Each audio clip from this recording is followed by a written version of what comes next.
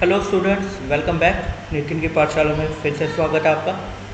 तो इस video lecture series में अमाइन चैप्टर में हम अब तक 2 वीडियो बना चुके हैं सिलेबस की, राइट। और अब ये 3rd वीडियो है हमारी, जिसमें हम जो डिस्कस करने वाले हैं वो आपके पास क्या है। एक तो है केमिकल प्रॉपर्टीज़ और साथ ही में methods use to distinguish the primary, secondary and tertiary amine. तीनों में डिफरेंस करने के कौन कौन से मेथड्स हैं, केमिकल मेथड, वो भी हम डिस्कस करने वाले हैं इस वीडियो में। और ये हमारी लास्ट वीडियो है इस चैप्टर की, ठीक है। ये चैप्टर हमारा हम कंप्लीट हो जाएगा। तो स्टार्ट करते हैं बिना वेस्ट किए टाइम। देखिए, पहला जो केमिकल प्रॉपर्टी है that is the basic character, और ये मैं डिटेल में प्रीवियस वीडियो में बता चुका हूँ आपको। But there are few reactions which ensure the basic character. Basic character के एविडेंस के तौर पे यूज़ किया जाता है। पहली reaction with water, where water acts as a acid and amines acts as a base. Second one, reaction with acid. यदि आप एसिड से ट्रीट करते हैं तो सॉल्ट बनते हैं, तो ये भी एंश्योर करता है कि बेसिक कैरेक्टर है, ठीक है। फिर उसके बाद रिएक्शंस विद, ये मेटल नहीं है, that is the metal ions, right. कुछ मेटल्स आयन है, मेटल आयंस, उनके साथ रिएक्शन करते हुए जो अमीन्स है they behave as a electron donor, ठीक है, इलेक्ट्रॉन डोनर के तौर पे। So the metal ion that posses the vacant orbitals and these are the electron donors, so that's why coordination complex are possible. Coordination complex बनाते हैं, ठीक है। Silver आपके, ये देखिए सिल्वर का कोऑर्डिनेशन कॉम्प्लेक्स। सिमिलरली कॉपर के साथ जब आप ट्रीट करेंगे तो आपको स्क्वायर प्लेनर स्ट्रक्चर के साथ टेट्रा सब्स्टिट्यूटेड कॉम्प्लेक्स मिलेगा। Next is the alkylation process. देखिए, नाम से आपको अंदाज़ा होना चाहिए, whenever we talk about the alkylation we are discussing about the substitution with alkyl group, R group के साथ सब्स्टिट्यूशन, ठीक है। तो आपके पास प्राइमरी अमीन है, आर ग्रुप से सब्स्टिट्यूशन यदि आप करते हैं तो देख सकते हैं सेकेंडरी अमीन मिलेगा, फिर टर्शरी एंड लास्ट में आपको quaternary. Now this primary to secondary, secondary to tertiary, these are called as a alkylation process. And this last one, that is the special case which is called as a exhaustic alkylation process. Why we have used the word exhausted? Because this is the last step. इसके बाद further alkylation possible नहीं है। यहाँ R4 आएगा, right? So that is exhaust मतलब ख़त्म होना, right? Further alkylation possible नहीं है। So that is why this step would be termed as a exhaustive alkylation, right. Next है असाइलेशन प्रोसेस। असाइलेशन का मतलब क्या है? सब्स्टिट्यूशन विद असाइल ग्रुप, ठीक है। आर भी हो सकता है, COR COCH3, substitution with acylation process. इसके लिए रिएक्शन करेंगे एसिड क्लोराइड के साथ, this is acid chloride amines, ठीक है। यहाँ से निकाल दीजिए HCl, तो ये क्या हुआ, NHR से सब्स्टिट्यूट हो गया, ओके। या फिर कह लीजिए RCO से सब्स्टिट्यूशन हो गया अमीन का, that is the acylation process, right. तो दिस ओके। यहाँ तक अब तक हमने ये क्या लिया था, एलिफेटिक अमीन। यदि हम एरोमेटिक अमीन लेते हैं, जैसे ये एनिलीन लिया हुआ है और आपका एसिड क्लोराइड है सिंपल कोई भी, तो जो प्रोडक्ट मिलता है उसको हम कहते हैं एसिटनलाइड, एनिलाइड कहा जाता है। एसिड वर्ड यूज़ किया है, ये 2 कार्बन है, दैट्स वाई एसिटनलाइड। अदरवाइज यहाँ पे यदि RCO होता, RC double bond O NH and phenyl ring, so that is a general formula for the anilides, anilides कहा जाता है, ठीक है। तो इसको ध्यान रखना। नाउ इसमें एक स्कॉटन बोमन रिएक्शन क्या है, यदि दोनों ही एरोमेटिक कंपाउंड है, आपका एनिलीन भी आपका एसिड क्लोराइड भी, इन दैट सिनेरियो आपको मिलता है जो बेंजोनिलाइड, और इस रिएक्शन को स्कॉटन बोमन रिएक्शन भी कहा जाता है, राइट। तो this was the 4th reaction. तो अब तक हम कौन कौन सी रिएक्शन कर चुके हैं, यदि आपको फिर से बताएं। देखिए, पहला basic character, second reaction with metal ions, third क्या है आपके पास, एल्काइलेशन, नेक्स्ट असाइलेशन, ठीक है। फिर उसके बाद अब ये fifth reaction with nitrous acid. आप सभी ने नाइट्रिक एसिड सुना होगा। नाइट्रिक एसिड का फॉर्मूला क्या होता है? HNO3, that is the nitric acid. But यहाँ पे हम डिस्कस कर रहे हैं नाइट्रस, यानी कि एक ऑक्सीडेशन स्टेट कम है नाइट्रोजन की। सो दैट्स वाई यहाँ पे हम किस फॉर्मूले की बात कर रहे हैं? HNO2, that is the nitrous acid. और ये नाइट्रस एसिड आपका अनस्टेबल होता है, इसलिए इसको इन सिटू प्रिपेयर किया जाता है, ठीक है, by reaction of dilute hydrochloric acid on sodium nitrite. ये सोडियम नाइट्राइट है, HCl है, दोनों की रिएक्शन करवा दीजिए, आपके पास HNO2 और NaCl as a by product. Now this HNO2 is prepared and use simultaneously, right. जैसे ही प्रिपेयर किया जाएगा तब इसको यूज़ करना होता है। So nitrous acid reacts differently with all these three amines, primary, secondary and tertiary. तो क्या ऑर्डर है वो देख लेते हैं। पहले प्राइमरी अमीन्स की बात करें। सो प्राइमरी में भी दो आते हैं, aliphatic and aromatic amines. So aromatic amines they react with nitrous acid at a low temperature to form diazonium salt. और ये भी आपका एक चैप्टर है इसी सिलेबस में, वो हम इससे अगला नेक्स्ट जो होएगा चैप्टर वो देखेंगे, ठीक है। तो ये कैसे बनते हैं? HNO2 बना, अमीन HNO2 HCl, ठीक। यहाँ से आप निकाल दीजिए वाटर मॉलिक्यूल, तो H2 को यहाँ से निकालिए, ठीक है।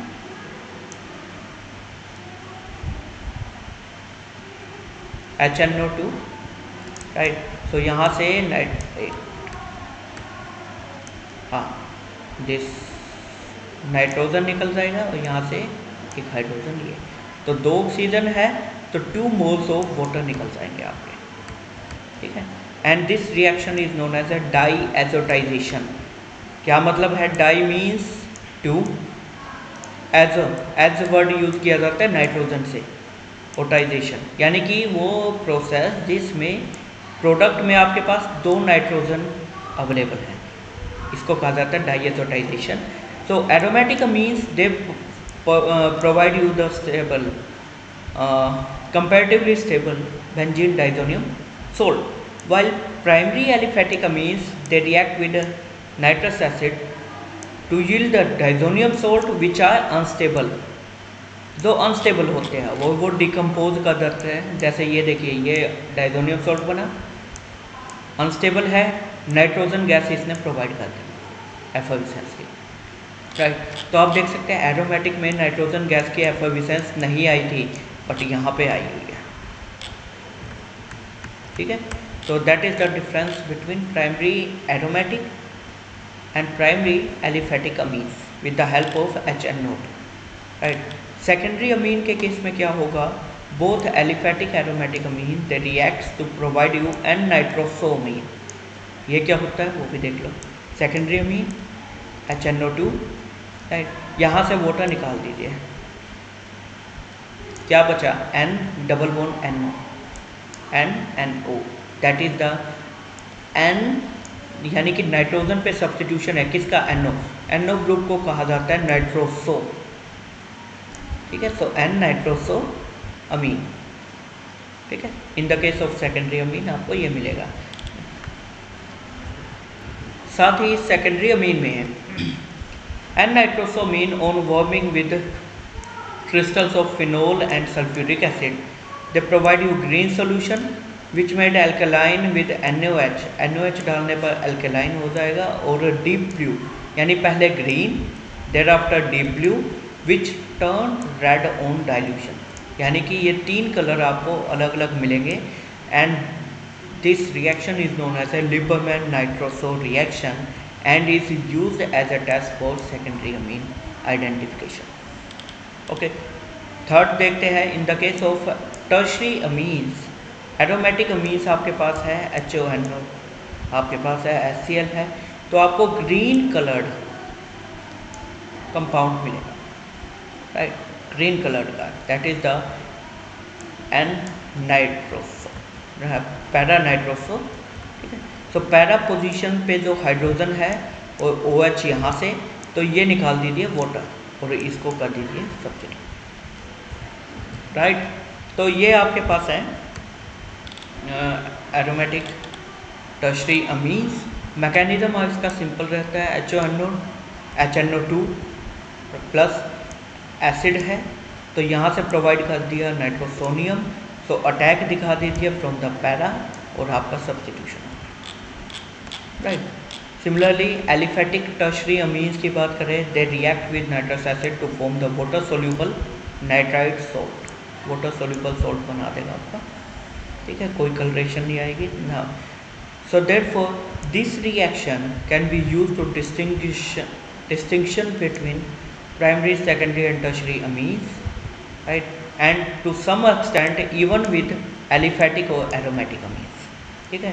तो काफ़ी यूज़फुल है और आगे दोबारा रिपीट होगी, ठीक है। आगे चलते हैं, carbylamine reaction isocyanide test important है, एग्जाम पॉइंट से देख लेना, राइट। इसमें क्या होता है कि आपके पास प्राइमरी अमीन है, क्लोरोफॉर्म है और KOH पोटेशियम हाइड्रोक्साइड है, तो इन दोनों के रिएक्शन से आपके पास कार्बीन बनेगा, कार्बीन का अटैक, और लास्ट में आपके पास बन जाएंगे आइसोसाइनाइड NC।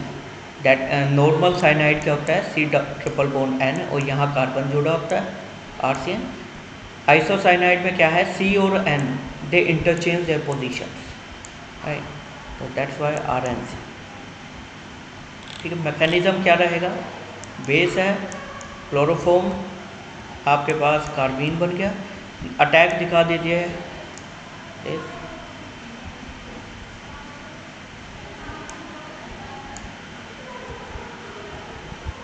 ठीक है। फिर उसके बाद जब आप हाइड्रोलिसिस करेंगे तो ये कार्बन लेंगे। Next is the reaction with carbon disulphide. क्या होता है, carbon disulphide CH2, carbon dioxide सुना था ना आपने, ऑक्सीजन की जगह जस्ट सल्फर है, ठीक है। तो कार्बन डाइसल्फाइड अमीन है, न्यूक्लियोफाइल ये रहा, इसको अटैक दिखा दीजिए यहाँ पे और रीशफलिंग दिस वन, तो आपके पास ये मॉलिक्यूल आ जाएगा, ठीक है। This reaction is Hofmann mustard oil reaction because the product smells like a mustard oil, जो आपका मस्टर्ड ऑयल होता है उसके जैसा लगता है, मैकेनिज्म यही रहेगा। सिमिलरली विद एरोमेटिक अमीन, ये तो एलिफेटिक के साथ था, एरोमेटिक अमीन यदि आपके पास है तो carbon disulphide in presence of potassium hydroxide H2S gas निकाल दीजिए और ये कंबाइन कर दो, ठीक है। तो phenyl isothiocyanate that will be the product, ठीक है। Next is the reaction with aldehydes and ketones. In case of aldehyde and ketone आपके पास ये प्राइमरी अमीन है, एल्डिहाइड ग्रुप है, ठीक है। तो यहाँ से वाटर निकाल दो, बस सिंपल, पानी निकल गया, तो RN double bond CHR that is the Schiff base, anil भी कह देते हैं स्किप बेस, राइट। तो ये याद रहेगा, ओके। फिर उसके बाद next is the acidic nature. Acidic nature भी शो कर सकता है अमीन, बशर्ते आपका स्ट्रोंगर बेस हो, जैसे कि सोडियम, सोडियम आपका स्ट्रोंगर बेस है इससे, तो जब आप स्ट्रॉन्ग बेस से रिएक्शन देंगे तो ये आपका एसिड की तरह बिहेव करेगा, H पॉजिटिव को डोनेट कर देगा और क्या बनेगा, RNH negative, that is the acidic nature, right. Next is the oxidation process. Oxidation processes में आपके पास सेवरल रिएजेंट्स है like Caro's acid, H2O2, peroxy acid, इन सभी से हम ऑक्सीडाइज करते हैं।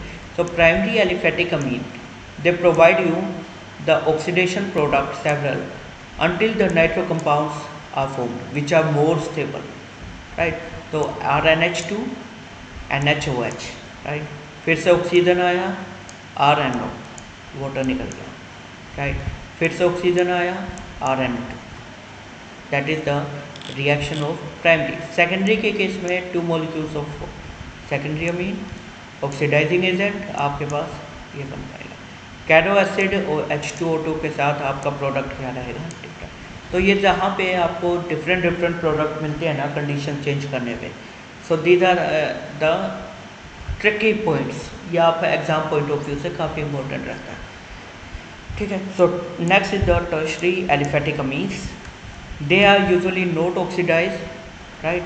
वजह क्या है, स्टेबिलिटी, बिकॉज ऑक्सीडाइज करोगे तो रिंग ब्रेक हो या चेन ब्रेक होते हैं, राइट। बट स्ट्रॉन्ग एसिड्स की प्रेजेंस में ये आपके एन ऑक्साइड बना सकते हैं, एन ऑक्साइड, ठीक है। Next is the very important exam point से इलेक्ट्रोफिलिक सब्स्टिट्यूशन रिएक्शन। आपको पता है कि आपके एरोमेटिक अमीन्स है, इनके पास नाइट्रोजन का जो NH2 है that is showing plus are effect, right, donate करता है -IN प्लस आर इफेक्ट है, जिसकी वजह से आपके पास रिंग पे डेंसिटी बढ़ जाती है। और रिंग पे डेंसिटी बढ़ी इसका मतलब इलेक्ट्रोफाइल अटैक कर सकता है रिंग पे, ठीक है। तो normally in the case of bromination और other electrophilic substitution reactions, sometimes polysubstituted products are also formed, right। तो ये और साथ ही ध्यान रहे NH2 group that is the ortho and para directing group, तो सब्स्टिट्यूशन कहाँ होगा, ऑर्थो और पैरा पे, ठीक है। तो लेट्स सी हेलोजिनेशन, ब्रोमीन आया तो देखिए पोली सब्स्टिट्यूशन हो गया, तीनों सब्स्टिट्यूट हो गए, ortho and para, they are blocked, right. क्यों? क्योंकि NH2 ग्रुप का स्ट्रॉन्गली प्लस आर इफेक्ट है। अब यदि हम करते हैं NH2 को कन्वर्ट कर देते हैं किसी और ग्रुप में, तो आप देखिए हमने NHCOCH3 कर दिया जिसका comparatively weaker plus are effect है, और साथ ही में ऑर्थो पोजीशन भी ब्लॉक्ड है क्योंकि ये बल्कि ग्रुप है, ठीक है। तो only substitution major portion will be para, para पे सब्स्टिट्यूशन होगा, ठीक है, माइनर पैरा माइनर, राइट। इसकी हाइड्रोलिसिस कर दीजिए उसके बाद तो आपका, so basically we have converted the aniline into para and ortho isomers, right. Next देखते हैं nitration process. On reaction with nitric acid in presence of sulphuric acid, आपके पास क्या प्रोडक्ट बन रहे हैं, पैरा पे nitro, meta nitro, right.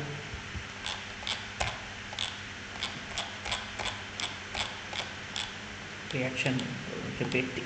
Similarly यदि आपको नाइट्रेशन में अच्छी खासी यील्ड चाहिए तो हम क्या कर सकते हैं, पहले NH2 को आप प्रोटेक्ट करेंगे विद NHCOCH3, उसके बाद नाइट्रेशन यदि आप करते हैं तो पैरा प्रोडक्ट आपको ज़्यादा मिलेगा, ठीक है।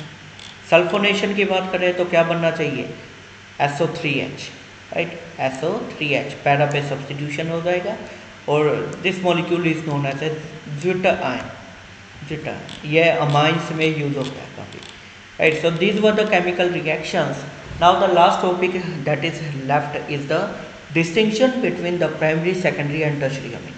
What are the methods which we can use to differentiate these three? So one by one देखते हैं, वही रिपीट है वैसे तो। पहला reaction with nitrous acid, nitrous acid में अलग अलग प्रोडक्ट मिल रहे थे आपको, ठीक है, दोबारा नहीं करवाऊँगा मैं। सेकंड हिंसबर्ग, हिंसबर्ग का याद हो आपको, प्राइमरी अमीन में आपके पास इंसोल्यूबल सब्सटेंस, सेकेंडरी में इंसोल्यूबल जो कि KOH में सोल्यूबल नहीं था, और टर्शरी में रिएक्शन होती नहीं थी, ठीक है। Similarly third one the carbyl amine test, this test is also use to differentiate this. So this was the chapter of amino group, amines का आपका चैप्टर कंप्लीट है, ठीक है बच्चों। तो हम नेक्स्ट वीडियो लेक्चर सीरीज़ में किसी और चैप्टर में मिलेंगे। फ़िलहाल आपके यदि पुराने सिलेबस के हिसाब से देखा जाए तो दो आपके चैप्टर कंप्लीट करवा चुका हूँ मैं, aldehydes and ketones and amines, और ये दोनों के दोनों ही चैप्टर आपका मोर देन 70% कंप्लीट करते हैं सिलेबस का, ठीक है। तो इनको अच्छे से पढ़ लेना, देख लीजिए, ताकि एग्ज़ाम में आप सबको कोई प्रॉब्लम आए नहीं, ठीक है। तो ठीक है बच्चों, यहाँ तक ही था ये chapter. Next video lecture series में हम जो थर्ड चैप्टर है हमारा डाइजोनियम सॉल्ट, वो हम स्टार्ट करेंगे, ठीक है बच्चों। पढ़ते रहे, टेक केयर, जय हिंद, बाय बाय।